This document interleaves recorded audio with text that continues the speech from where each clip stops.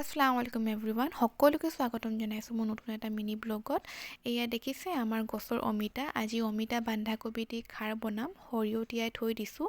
এফালে লাই শাক বাচি মেলি ধুই কাটি থৈ দিছোঁ। তাৰ মাজতে আব্বাই আনিলে মাছ, সেয়ে বহি মাছ কাটিলোঁ। বেটিয়ে চেণ্ডেল পিন্ধি য'ৰ ত'ৰ পৰা আহি ৰুমত সোমাই যায়, সেইকাৰণে সদায় ৰুম মুচিবলগীয়া হয়।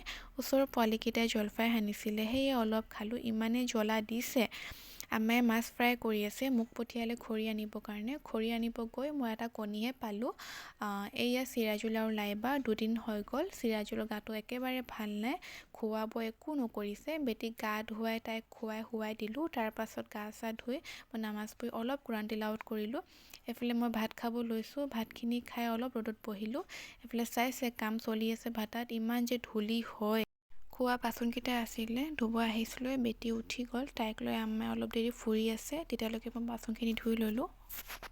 ঘৰে নাস্তাত খাবৰ কাৰণে মই বনালোঁ ময়দাৰ পিঠা। বেটিক চাইছে, ওচৰতে বহি আছে পিঠাখিনি তাইয়ে বনাব বুলি জিদ লগাই আছে। এফালে আব্বা মাক চাহ দিলোঁ। আজিৰ কাৰণে ইমানেই গাইজ। ভাল লাগিলে ফ'ল' কৰিব, লাইক কমেণ্ট আৰু শ্বেয়াৰ কৰিব। Thank you. আসসালামু আলাইকুম।